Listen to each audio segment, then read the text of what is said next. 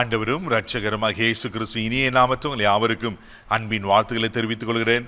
அருமையான தேவ பிள்ளைகளே, இந்த பரிசுத்தமான ஓய்வு நாளில் இந்த புதிய நாள் புதிய நம்பிக்கை தின தியானத்தின் மூலமாய் உங்களை சந்திப்பதில் மிகுந்த மகிழ்ச்சி அடைகிறேன். அல்லேலூயா. ஒவ்வொரு ஓய்வு நாளுக்கும் ஆண்டவர் நல்ல ஆலோசனைகளை நம்ம கொடுத்து வருகிறார். ஆமேன். இந்த ஓய்வு நாளில் கூட கர்த்தர் நம்ம கொடுக்கிற ஆலோசனை என்ன? சங்கீதங்களின் புஸ்தகம் 119 சங்கீதம் 148 வசனத்தை கூட வாசிக்க கேட்போம். உமது வசனத்தை தியானிக்கும்படி குறித்த ஜாமங்களுக்கு முன்னே என் கண்கள் விழித்து கொள்ளும். ஹல்லேலூயா. பாருங்க, இங்க சங்கீதக்காரன் சொல்லுகிறார், உமது வசனத்தை தியானிக்கும்படி குறித்த ஜாமங்களுக்கு முன்னே என் கண்கள் விழித்து கொள்ளும். அதிகால வேளையில என் கண்கள் விழித்து கொள்ளும். குறித்த ஜாமத்துக்கு முன்னாடி இந்த வசனத்தின் மேல எவ்வளவு பெரிய தாகம் தேவ பிள்ளையில. இன்னைக்கு அந்த தாகம் நமக்குள்ள இருக்கா? இன்னைக்கு நம்ம எப்போ கண் விழிக்கிறோம்? ஆமேன். இன்னைக்கு வசனத்துக்கு மேல ஒரு ஏக்கம் நம்மளுக்கு ஒரு இருக்கா? இரவெல்லாம் கண் விழித்து ஜெபிக்கிற ஒரு நமக்கு காரியம் இருக்கா? தேவ பிள்ளையில இன்னைக்கு இந்த வசனத்தை தியானிக்கும்படிக்கு, அப்போ இன்னைக்கு ஆண்டு நமக்கு கொடுக்குற ஆலோசனை என்னன்னா, இந்த வசனத்தை நம்ம தியானிக்கணும், வசனத்தை வாசிக்கணும். வசனத்தை வாசிக்கிறது மாத்திரமில்லை, வசனத்தை தியானிக்கணும். வசனத்தை தியானிக்கிறது மாத்திரமில்லை, வசனத்தின்படி நம்ம வாழ வேண்டும். தேவப்பிள்ளையில அதுதான் ஆண்டவர் விரும்புகிறார். இன்னைக்கு இந்த வசனத்தின் மேலே என் வாழ்க்கை கட்டப்பட்டிருக்குமானா, அந்த வார்த்தை மேலே என் வாழ்க்கை கட்டப்பட்டிருக்குமானா, நிச்சயமாக சொல்கிறேன், அந்த வாழ்க்கை ஆசீர்வாதமாய் காணப்படும். எத்தனை காற்றடித்தாலும், எத்தனை புயல் அடித்தாலும், ஆமென், அந்த அசைக்கவே பட முடியாது. கண்மலையின் மேல் கட்டப்பட்ட வீடு, காற்று வந்தது, புயல் வந்தது, ஆனால் அது நிலைத்து நின்றுதான். மணல் மேலே கட்டின வீடு வெள்ளம் வந்த உடனே அது அடித்து போயிற்று. கண்மலையாக கிறிஸ்து மேலே கட்டும்போது, இந்த வார்த்தை தான் கிறிஸ்து, இந்த வார்த்தையாக இயேசு மேலே வாழ்க்கை கட்டப்படும் போது அந்த வாழ்க்கை எவ்வளோ பிரச்சனைகள் வந்தாலும் அது நிலைத்திருக்கும். அல்லேலூயா. அதனால தான் இந்த வசனத்தை நான் வாசிக்க ஏதோ ஒரு மேலோட்டமாக வாசத்தை மாற்ற விட்டுறாம அதை ஒவ்வொரு நாளும் தியானிக்க வேண்டியது மிக அவசியமாக இருக்கிறது. வேதத்தில் வாசிக்கிறோம்.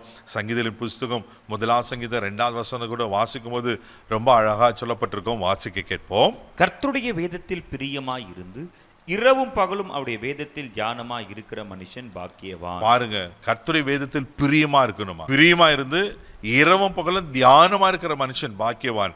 அது மாத்திரம் சொல்லாம அது கீழே அதுக்கு இன்னும் ஆசீர்வாதம்னு 3வது வசனம் ரொம்ப அழகாக சொல்லப்பட்டிருக்கும். வாசிக்க கேட்போம். அவன் நீர்க்கால்களின் ஓரமாய் நடப்பட்டு தன் காலத்தில் தன் கனியை தந்து இலையுதிராதிருக்கிற மரத்தை போல் இருப்பான். அவன் செய்வதெல்லாம் வாய்க்கும். ஆமென், ஆமென். தன் காலத்தில் தன் கனியை தந்து இலையுதிராது இருக்கிற மரத்தை போல இருப்பான. தேவ பிள்ளையே, நீங்க வசனத்தை தியானிப்பீங்கன்னா, வசனத்தை வடி உங்கள் வாழ்க்கை அமைந்திருக்குமானா, உண்மையாக சொல்கிறேன், நீங்கள் இலை உதிராது இருக்கிற மரத்தை போல இருக்கும்.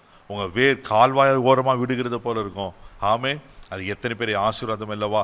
அப்போ அவன் செய்வதெல்லாம் வாய்க்கும் சொல்லுவேன். நீ என்ன காரியம் எஃபர்ட் எடுக்கிறீங்களோ அதை கர்த்தர் ஆசீர்வதிப்பார்.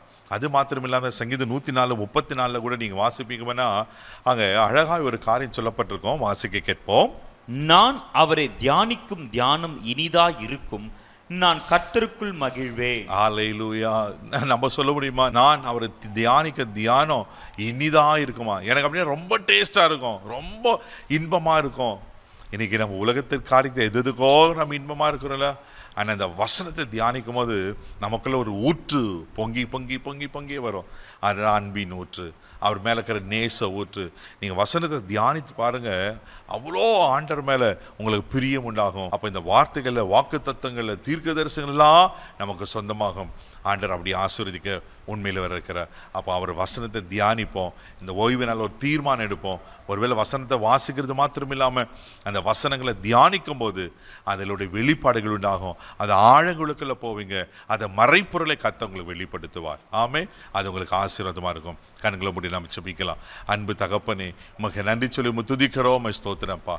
ஆண்டவரே, இப்பொழுது கூட இயேசுவின் நாமத்தினால் ஜெபிக்கிறோம். ஆண்டவரே, எங்கள் வசனத்தை தியானிப்பது எனக்கு இனிதாக இருக்குன்னு சொன்ன போல ஆண்டவரே, அந்த இன்பமான அனுபவத்தை இவர் எல்லாரும் பெற்றுக்கொள்ள உதவி செய்யுங்கப்பா.